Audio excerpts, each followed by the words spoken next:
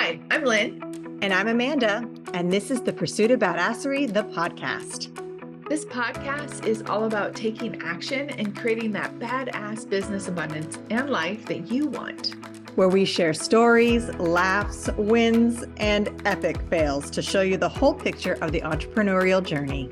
It's not just unicorns and rainbows, people. Jump on and follow us through this raw and witty roller coaster, where we get down and dirty and go behind the scenes of life and entrepreneurship. Get on it, get over it, and get after it. Hey, I'm Lynn. And I'm Amanda. Welcome to the Pursuit of Badasserie, the podcast. We are back with another amazing guest. Shocker, I know. But today we have Sandra Possing, and she is a speaker, coach, digital nomad, and lifestyle entrepreneur based in the San Francisco area. She was listed as a top 10 industry leader in Apple News in 2023 and a top 10 life coach to follow in 2021 on Yahoo. She specializes in supporting high-achieving millennials, and over the past 10 years, Sandra has coached hundreds of clients to new levels of success and happiness, and has been featured as a featured speaker in tech companies, nonprofits, and corporate events. Originally from Sweden, but raised in California, she is an early adopter of the digital nomad lifestyle and runs her personal development company from her laptop wherever she goes. Welcome to the show. Thank you so much for having me. Stoked. Yay. I'm half Swedish. When did you move from Sweden?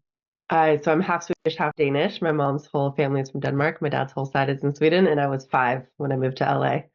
Oh, wow. That's so cool. Yeah, I was adopted, but my biological father was 100% Swedish, and my grandparents came over to the States and actually met in the US. So, yeah, fun fact. Sorry, Amanda. I love it when anytime I'm here, I feel very, here being the US, I feel very Scandinavian. And anytime I go back, which I do try to go once a year, I feel very American. It's such an interesting little cultural dance. Yeah. Isn't it? So tell us a little bit about how you got started. Yeah. So looking back now, I'm 43 now, and I look back and I'm like, if I had known what to look for, the clues would have been really obvious all along that I was always going to be an entrepreneur. I was never cut out for the 9-to-5 world, but I grew up in a, like many of us in a culture, communities that were very went to a very competitive public high school down in LA. And it was like doctor, lawyer, engineer, pick one was kind of the general vibe. And so it never crossed my mind to consider being an engineer. Being an entrepreneur. There's my sick brain and pregnancy brain, trying to confuse words there. But so it had never really crossed my mind to be an entrepreneur, but I was starting to get the feeling early on that the whole normal path to success was not going to suit me. Growing up kind of straddling 2 cultures, and, grew up in LA, but my whole family was in Scandinavia other than my mom. So I was like, if I want to see them ever and also travel, I'm going to need more than 2 weeks of vacation per year. And this whole corporate American 2 weeks of vacation thing, I was like, that's not going to work. So I started kind of soul searching pretty early on. And then in my 20s, I was just bouncing around San Francisco, trying stuff. Nothing felt right. I also felt early on, I can't just clock in, clock out. I can't do work that's for a paycheck. I have to do something meaningful. I have to do something I'm passionate about, or at least remotely interested in, and I'm looking at Craigslist, looking at jobs lists and trying all this stuff. And it was absolutely not, absolutely not, absolutely not. I ended up sort of through college friends working for a couple different startups. And they were in music tech mostly, which was not at all what I was trying to get into. But there's something about being around entrepreneurs, being around innovators, disruptors, people who are doing really cool shit in new and interesting ways. A lot of them, didn't make it. They didn't make money. Some of them did. But just being around that, I was like, okay, this is something. And then I started to get that feeling maybe it's not just that I want to be around entrepreneurs. I kind of maybe want to be the entrepreneur, but I had no idea. I wasn't like, what's my product? I'm not going to code something. I'm not going to build something. So it was in the back of my mind, but still not clear. And then I found my way to fitness, which was a huge plus because the fitness world is a little adjacent to the coaching world. And through fitness, I was teaching boot camp in 6 a.m. in the mornings in San Francisco. It was amazing, really fun. I was getting paid to work out. I was hey, but I knew it wasn't the thing. I knew it wasn't my career. And then I started meeting other coaches and was I'm taking you to lunch. You're going to tell me everything. You seem to love your job. You're helping people and you have freedom. What is this magic? Please tell me. And so then I interrogated a bunch of them, learned more about coaching. And I was oh my God, this is totally what I'm here to do. And then kind of found my way into the coaching industry and did all the coach training and stuff. And it was like, I felt like I'd come home. But I didn't realize is the first couple of years, you know, you get trained, you become a coach, you get your first clients, it's lovely. But then a few years into it, I was like, I didn't realize that I had to also have a business. I was like, I'm just coaching people and they pay me, but like I have to get clients and I have to do marketing and I have to learn sales and I have to run a business and operations and admin. So that's when I was like, okay, whole new I didn't know anything about all of that. So that's when I started hiring my first business coaches and like actually taking it seriously.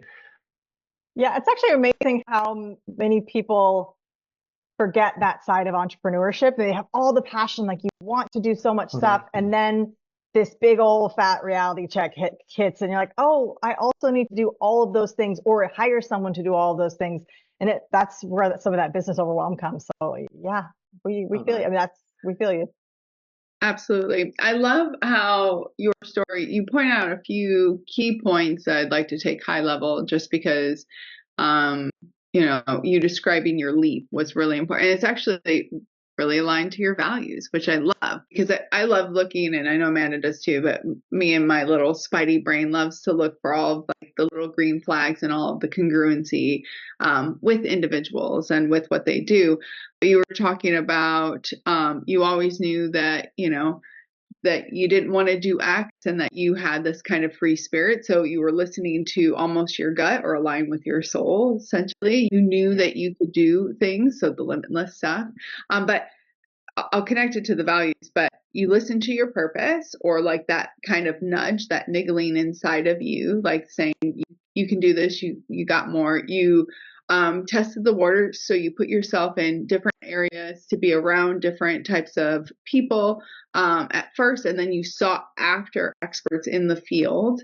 And you had kind of a bridge there where you were kind of questioning individuals. And I think that that's really important for people to understand. And then obviously you took the dive, and then you realized you have to have a business. So you took it seriously from a hobby-ish, maybe making some money, to an actual business. And I think that kind of an umbrella looking at it is really important for individuals that are, you know, trying to do their own thing and be an entrepreneur on their own pursuit of badasserie, to say like there is a process. And how long did you say that about took? You said you started kind of feeling it in your 20s, and when did you? Yeah, I really found my way to coaching like late 20s, and then it took me a couple of years because I'm so terrified. I remember I did this year-long leadership program, and that's like my only goal through this program was to walk away with some clarity. I was just like, I just need to know who I am and what I even want. But I walked away from that program finally feeling like I had the courage and the confidence to start I had a personal training business and I was doing some social media and stuff, but they were like little baby businesses that I was just sort of half-assing, you know. And once I launched my coaching business, I was like, okay, this is my heart, this is my soul. And that was around 2012. Yeah, I love that. So everybody thinks that overnight success is the thing. It's not, not a sustainable thing, but I love all of the work that you put in, and it's so aligned with all of your values, which is or your value beliefs. You are limitless, authenticity, and aligning with your soul and allowing things to flow. So I love that. That's what makes it sustainable too. You know, when I try to imagine doing something different, but my kind of other dreams growing up in LA, I was around Hollywood, and there was a part of me that was like wanted to be an actress or a singer or a dancer or something. But other than that, I'm like, I can't imagine doing something else, because I can't imagine doing something, especially that was my own business, that's not completely like soul-based, core values, like rooted in values, rooted in passion and purpose. And like, you know, the thought of like, I don't know, just selling some random plastic widgets or something, or like having some business that has a service that I don't really care about, it just doesn't compute for my brain, because I think it's so important, at least for some of us who have this sort of calling or whatever you want to call it, like it's non-negotiable. But it also makes it easier because it makes it sustainable. Like even I have fights with my business all the time. I had a huge fight with my business in February. I was ready to burn the whole thing down. And that happens probably like a couple times a year on a small scale. And then like on a big scale every couple of years where I literally consider burning it down and getting a job. And then as soon as I think about getting a job, I'm like, just kidding, I'm not going to do that. You know, I come back to it. But like, even though there's all those ups and downs, the thing that keeps me going is I love the work so much. And I love the work that the results that clients get, and like the feeling of sitting across from someone and witnessing transformation is like, there's nothing like it. So it makes everything that's hard so worth it. And that's the best part of entrepreneurship, in my opinion. I mean, there's always going to be hard times. And I don't know, there are very few entrepreneurs I know personally who have not had those moments of like, I'm going to throw in the towel. This is ridiculous. Yeah. Like, I'm putting in 24/7 and life is crazy. And then you take like a few seconds to think about the alternative. You're like, nope, just kidding. Nope. I don't like the sacrifices I'm making now are 100% worth like what I'm trying to achieve and what the reach that I'm going to have and how much it fulfills me as a person, like that I would never go back. And that goes across me. Nearly every successful entrepreneur I know personally, that's been their journey. There's always these moments of like dark, like ugly crying in the shower. And then you remember why you were doing it. And you realize that part of who you are and the purpose and your place in the world is to fulfill that. And it makes it all worth it, which it's not always easy, but. And so many of the things that are the hardest, like that's where our gifts are hidden too. You know, when I think about like, been doing this for 12 years and as a life coach, I get to work with people in a lot of different areas, and a lot of times it's health or relationships or career, business or whatever. But like, if I look at the three biggest themes I've helped people with, it's self-worth. So everything around empowerment, it's career or business. So basically figuring out what the heck they want to do with their lives, and it's money. And like, those were my three biggest struggles. And so it makes sense that I attract people who have the same biggest struggles because I get it. Like I joke that like, so I get comments on my shoulders all the time. Like I'm a pretty fit looking person, and it would feel so out of integrity for me to like create some online program that was like, get shoulders like these, in 6 weeks or something. Cause I'm like, this is not something I've had to work hard for. So I don't know what it's like to have to work hard for fitness or for body because it's just come easily to me. I do know what it feels like to go through the absolute like shitstorm that is self-worth and trying to figure out what you can do with your life, business, career, or relationship with money. Like those dark nights of the soul I've had. So I get it. I can empathize. I have so much compassion for people, especially women going through all those three things. Because I think I'm such a believer that we need women who have like come alive and who are showing up at their most empowered selves, like stepping into their power, all of that kind of stuff. And I'm like, those are the things that I know. That's why I get so excited to help people with those things versus the things that just like come easily to me. Like I can support someone with it and I can teach it, but it's just not as genuine. It doesn't have the depth because I haven't been to like hell and back. Yeah, I think it makes it more purposeful. It feels like, and I can say this from my own personal experience. First of all, like attract like, and it's really interesting. And I love that you're saying that because a lot of times when we're teaching target market, you can always tell who are in their true essence because they are attracting some version of themselves, right? Because then they're able to communicate to them in a very different way, in a very authentic way, and it's more quality, I would say. But yeah, I feel like when we can be truly connected to the different aspects, because you weren't just talking about the target audience, but also to what you do and how you do it, is it makes it more scalable and sustainable, like you were saying. Yeah. But what's really important, it goes back to that other point that you just said, is a lot of times we find people that are in that bucket, but they're not treating it as a business because they feel like they're doing their purpose and they're not necessarily, not that they're not taking it seriously, but either some people are like, they're in a few buckets. They're complacent because it is easy for them and it's okay to do that. Maybe they just don't have that big of drive to make it a business and like legit, or they're just so stuck in what their purpose that they don't realize that they should be charging, they should be building, they don't have to do everything. And it's really interesting. So I'm sure you coach people around that to kind of like navigate them over those little humps. Especially, I think, women who fit into the kind of like wounded healer archetype. So many of the women who are drawn to this type of work, to coaching, to healing, to something where you're giving so much of your heart and soul to the person, it feels like. And there's just such like weird messaging around that. Like if you're doing the kind of work, you're not allowed to charge for it, or you should charge very low for it. And it's like, no, I'm like, if I'm going to, I think the perfect analogy is I'm going to an energy healer. I want that energy healer to be the most well-resourced, grounded, boundaried. I want my energy healer to have the most amazing self-care. I want her to be a rich ass bitch. I want her to be so well taken care of. I don't want her to be in scarcity. I don't want her to be depleted. I don't want her to be resentful of her clients because she's getting paid so little. Like the people that are going to do work on me or with me that is like connected to body or mind or soul, I'm like, those people should be paid the most out of all of us almost, and yet we have such weird societal stuff around it. It blows my mind. It blows. I still like, you actually triggered me a little bit when you said that, because I just saw like in my head 3 messages pop up of like flyers, and they're like, oh, I don't believe in charging for what. No, then it's not a business. Then you're just doing a service, and that's okay too.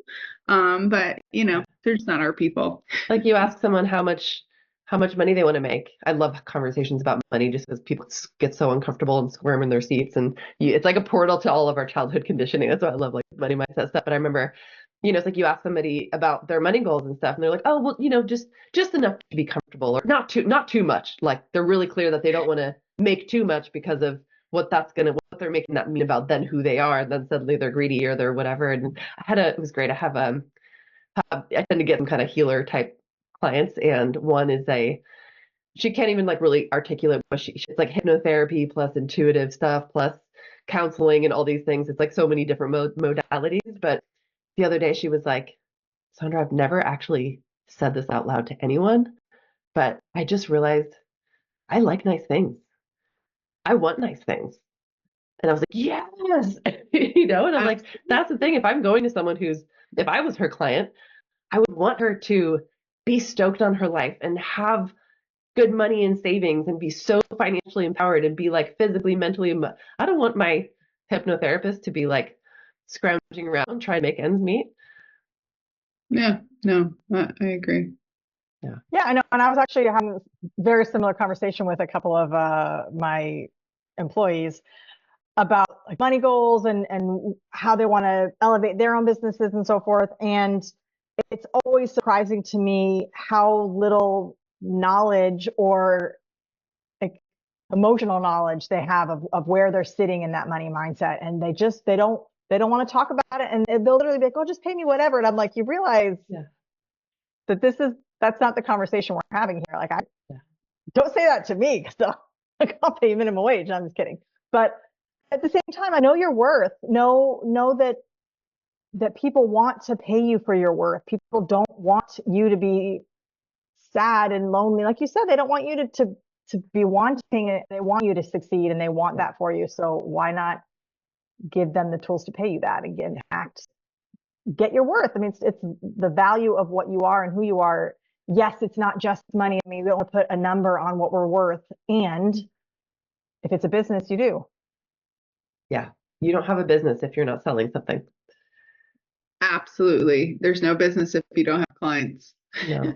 And like, if somebody wants to be a healer and do it pro bono because they don't need to make money, maybe their partner or they have a trust fund and they're just doing it as a hobby, amazing. Like go be a healer in your free time, do it pro bono, give it away as a volunteering thing. But like Absolutely. If you have a business, you need to make sales. And if you want to have a business that grows and that's scalable and sustainable and where you can do amazing work and you are well resourced and you feel good, go charge for it. Yeah. And it's also just your intention behind it, because don't get mad or resentful at your clients for not paying you when you're doing a donation-based class because you don't need the money and you're projecting and manifesting in the world that you're doing it pro bono because you love it.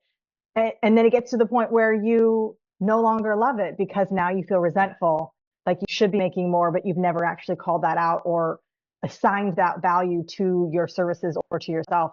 So there's like a bit of a disconnect there with a lot of these, soulful, like you have that initial soulful connection with your business, but then you aren't honest with how that correlates to the money. And I've seen that happen a lot. This like you start to hate what you do because you become resentful about asking for money and not feeling like people are paying you worth. But at the same time, your ad campaign runs around donation based or like pay what you can or sliding scales. And it's your intention. So if you want to give something for free because you do love it, great.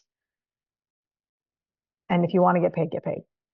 Exactly. And that so many of us who are in this field are, we're such empaths. And so we feel so much for someone who is on the other side. And so it's like we're reaching out through the screen or whatever and trying to like manage their emotions. And we want to make them comfortable. So that maybe we want to discount our prices or we want to give them a deal or we're so afraid to charge for it. But it's like, that's somebody else's journey, that's why I'm so passionate about more of us and especially women doing money mindset work and transforming our relationships with money. Because I'm like, whatever person X is going through, it's not my job to manage unless they hire me as their coach and I'm going to literally help them with their money mindset, which I'd love to do. But it's like, otherwise, it's not my job to manage them and make them more comfortable. Like, it's my job to clean up my side of the street and do what I need to do to be in integrity with my services and my whatever. But like, I'm like, if more of us did this work, we wouldn't have such weirdness about it. Like, he was talking to a client who had a friend cat sit for her while she was out of town.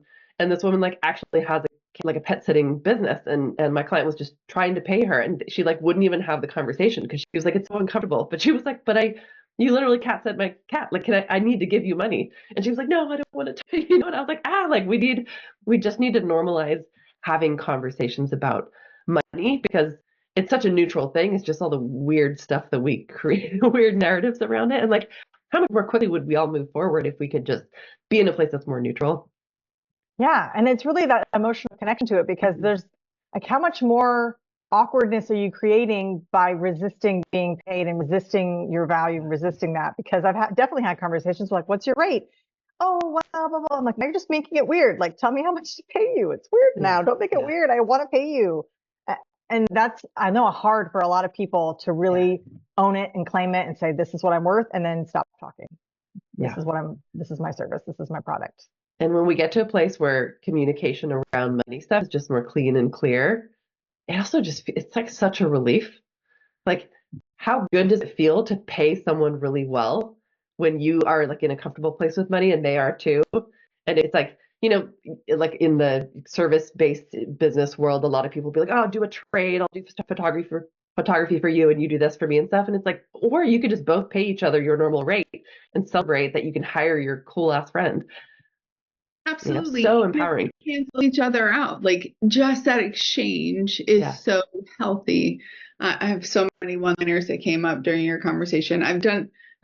I'm continuing to do money mindset work because of the environment that I grew up in, etc. But also another aspect to this, and I definitely feel like this is, I've seen it more with women than men collectively or generically, is that, and it's a phrase that I had to like use on myself. How do you expect others to invest in you if you don't invest in yourself? A lot of times, especially women, they're like putting the money out, they're taking care of their family, they're taking care of this, they're like, but they don't necessarily, and not just money, but money too, that they don't necessarily always invest in themselves. And that can also create that, like, that lack of, you know, self-worth and also the exchange of money when it comes to friends, or even like knowing what to charge and stuff. And I can remember actually working through that. Not that I didn't do some investing in myself, but I put everybody first. Right? And I think that there's such a key aspect to that.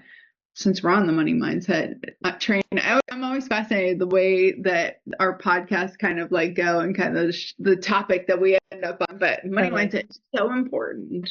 And so, I mean, probably like 95% of the women I work with are hardcore in the people pleaser category and the like good girl, you know, so all their conditioning, which I think so many of us grew up with in very similar environments and stuff. And so they're so steeped in that mindset of like, put everyone else first and like, don't bother anyone, don't inconvenience anyone, don't make anyone uncomfortable. Also, you have to like be the good girl, like be mommy's little princess, get good grades, be nice, be like the good corporate employee.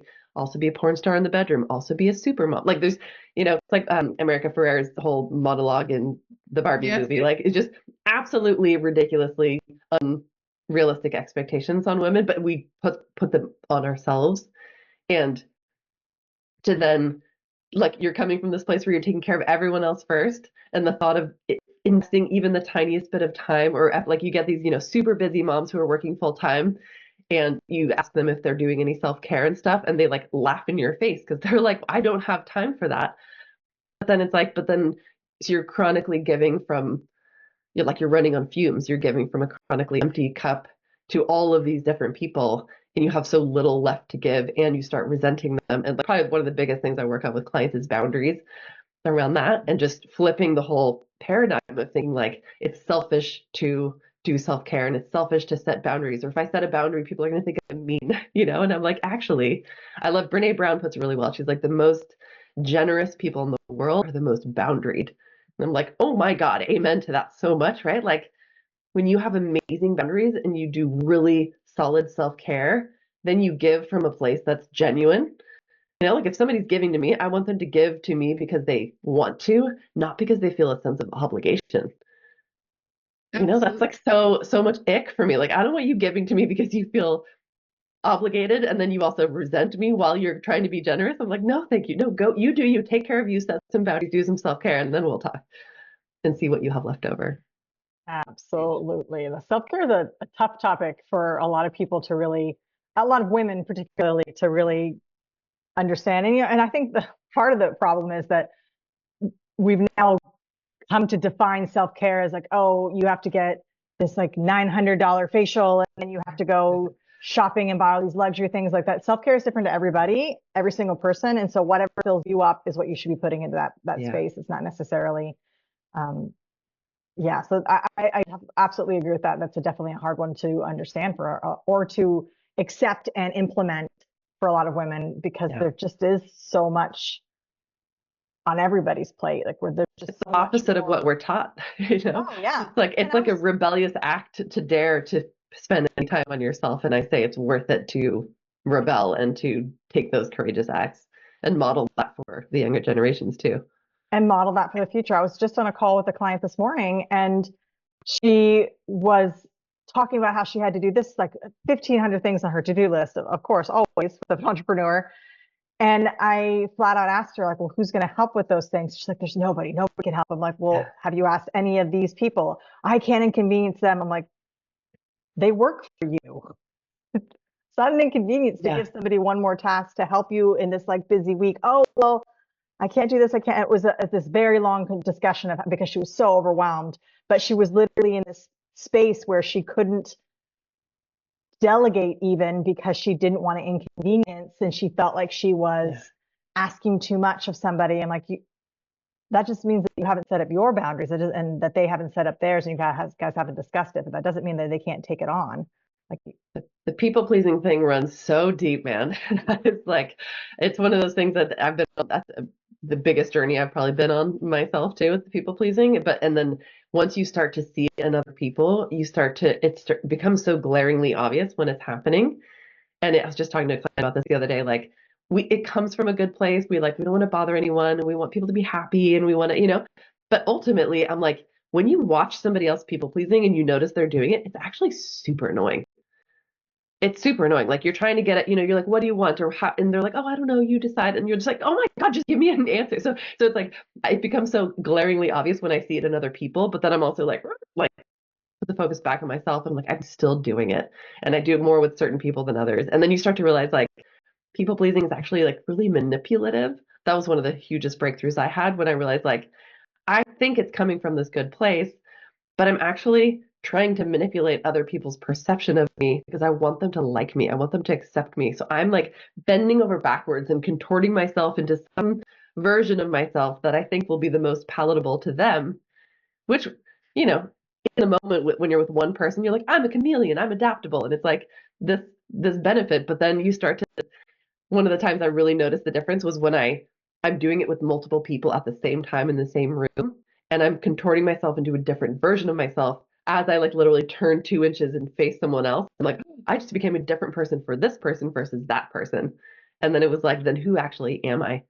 And then when you people please so much, you become like this wet noodle because you don't stand for anything because you have no solidness to you. I love that perspective about manipulation. I think it's a very different way to look at it. And I don't know if I remember anybody ever saying that, but it is. And, I often say we train others how to treat us. And when we're turning around and we're conforming and doing all the people pleasing aspects, which I was literally just reflecting on myself this week about where I was falling back into some patterns or like why I did certain things. And And some of it I caught myself because I was in the old days, it would have been people pleasing, but now it wasn't people pleasing. It was, I just want you to make the decision. I can't make another decision for the life of me right now. Just effing do it. Right. So, but I love that. And going back though, that we train others how to treat us is, and I know you said you deal with this a lot, is not just with the relationship with self, but relationship with others. So if we're sitting here and people pleasing and we're setting up these boundaries, expectations, the playing field of how our relationship is going to be, but then all of a sudden they turn around and it's a completely different relationship, or they start treating you a certain way. Well, you actually helped pave that path of how they're responding to you, how they're engaging with you, how they're taking advantage of you. And I think that, yeah, I love everything that you just said. Love it. Tony Robbins talks a lot about raising our standards, which I feel like is so elegantly said. And that applies to so much of this kind of work I do with my clients around boundaries and stuff. And it's like, you'll have a woman who's like, everyone in my life, or maybe all the men in my life, like, are bullies, or they all treat me like this, and then you start digging and looking at the patterns, and it's like, oh, your dad was abusive and a bully and a narcissist and treated you this way. So your whole nervous system is conditioned to think that that's normal, or at least it's familiar, and then you're like, you get a job and your boss is a bully and treats you the same way. But it's like, it's amazing how much we tolerate things just because they're comfortable, and because it hasn't occurred to us that that's not healthy or normal, because it's just what we grew up with. You go on, you date like a string of men who are all abusive or disrespectful or whatever. And it's one of the things I love, though, is when somebody will start to have those realizations and be like, I'm literally tolerating this terrible behavior. Like, I'm tolerating people bullying me because it's what I've always known. And then they start to not tolerate it anymore, which is terrifying. They start to push back. They start to practice more assertive communication, which doesn't always go well, because of course, when we set boundaries, the people that are the most upset about them are the people who are benefiting the most from us having no boundaries. And so it's like, it can be so tumultuous in that moment, but it's like they get a little bit more like self-worth and strength each time, even if they have to cut out, I've had clients cut out relationships with family members and bosses and exes, friends, and whoever, because they're just like, I'm no longer available for being treated that way. And I just realized that I've been allowing people to treat me that way for 30 years, and it stops here. And suddenly they're like, well, now I don't have many people left in my life now, so now I have to go find new people who can treat me the way that I'm available for being treated. Maybe give a couple of like nuggets of how people, because there's two things happening in parallel when you're working. There's multiple, but two big things that I can see working in parallel is, one, you're healing and redefining who you are and grounding in learning who you are, but then also setting the boundaries, having the conversations. And I know there's a lot of fear in both that are from different places, kind of same, but different, as we say in Thailand. Yeah. What are some ways of somebody on this journey of like actually doing this? Maybe they're not working with you. What are some tips that you can give them because I've done it and I'm still doing it. It's a lifelong journey. It's hard. Yeah. It's something that ever fully goes away and actually I was just having this conversation yesterday with a client, and I often say, like, what took 30, 40 years to like kind of build you as a person, you're not going to heal in one session. Yeah. But she was talking about, it's like a muscle moving forward when you wash yourself, you have to wash yourself every day to keep yourself clean. But once you start, like, eventually it can build back up, right? Because if we look at neuroscience, it's a pathway that's built into you already. So what are some pieces of advice you can give them that are navigating this?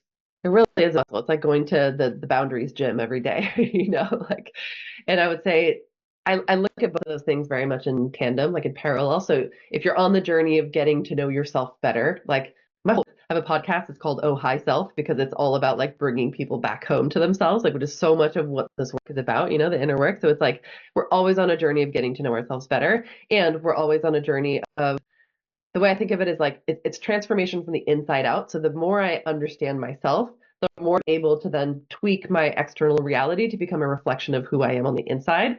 But if I don't know who I am, then I'm just creating my external reality by default. I'm just accepting I'm tolerating whatever's being thrown at me, which is most like all my conditioning from the past. So I'm just repeating past patterns and like what I'm allowing and being available for. So then we start getting more clear on who we are. And that could be through, so many different kinds of things, a lot of introspection and journaling and soul searching and working with a coach or therapist or whatever it is.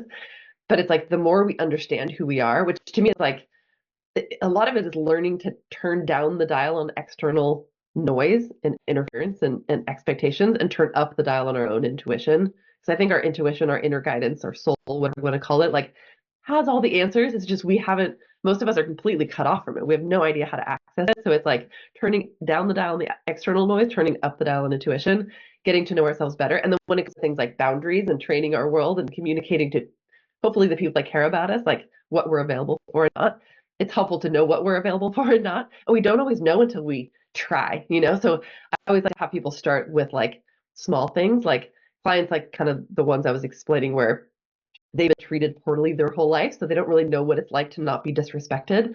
They don't really know what it's like to have people in their life who are not bullies or not narcissists or whatever it is. So it's like start small by setting like tiny, tiny boundaries where the stakes are lower. Maybe not standing up to the person who's like literally physically unsafe, but starting with even just something silly like, you go to a restaurant and like looking for what you actually want on the menu versus like picking what, you think the people next to you might also want a bite of or like something like that. So it's like there's opportunities all day, every day to look for just preferences. Like, what do I like? What do I not like? What feels safe in my body? What does not feel safe? Like, what am I comfortable with? What am I not? What are my boundaries like with personal space, with finances, like loaning money to people? Like, there's boundaries are all around us, but we don't know what we're comfortable with until we do some work to figure that out. And then we just practice actually saying them out loud, articulating the boundary and then reinforcing the boundary and then setting stronger and stronger ones in the higher stakes situations. And then that's the way I think we train the muscles slowly over time. I love that. Baby steps, people, baby steps. Baby steps. Always. Big change happens with the little daily steps. It doesn't have to be all or nothing. Yeah. All right. Well, we are coming to time. Any little last nuggets that you would like to give to our audience? Well, that what I kind of alluded to before, which is I'm going to butcher it, but I think it's originally oh my gosh, what's his name? Thurman. The quote that's like, what the world needs is people who have come alive. It's something along those lines, but the version of it that hits for me most is like the world needs women who have come alive. Like I really believe that women who become empowered, who step into their power, who are showing up authentically, who are doing work that's like their mission in the world are like going to save the world. So I think my nugget there is like, look within and trust yourself and practice trusting yourself and look for that aliveness, because the more of us who trust ourselves and who are coming alive, whatever that it's so different for each of us, like that's how we save the world. I love that. Speaking my love language. So how can people get in contact with you? Yeah, so I'm very easy to find. Sandra Possing, I'm the only one of me, as far as I know, in the entire world. If you Google me, you'll find me. My website is sandrapossing.com. I'm at Sandra Possing on all the social medias. And then I do have a little free gift for anyone who wants to explore more of the like financial empowerment, especially, and especially stuff around manifestation. That's kind of my favorite topic these days. It's a little pop-up podcast, and it's at makingyouMagnetic.com. And it's all about making you magnetic, embodying your wealthy future self and attracting the abundance you desire. I love great like website addresses and I love an easy to remember URL. Yeah, I love it. Yeah. I love it. And of course, all of that will be in our show notes so those of you who are joining us over the airwaves, you can go to our website, thepursuitofbadasserie.com/podcast, and all of that information will be in the show notes so that you can make sure you're clicking on the right links and finding Sandra. Yeah, if this podcast moved you, please make sure you're hitting subscribe and share it with a buddy or two, and leave us a comment. Let us know how you liked it. And till next time. Get after it. All right, everyone, it's not enough to just listen. Now you've got to put it into action. We are so excited to see what you do next. If you enjoyed our show, please leave us a review on iTunes. And to find out more about what we're doing, visit us at thepursuitofbadasserie.com.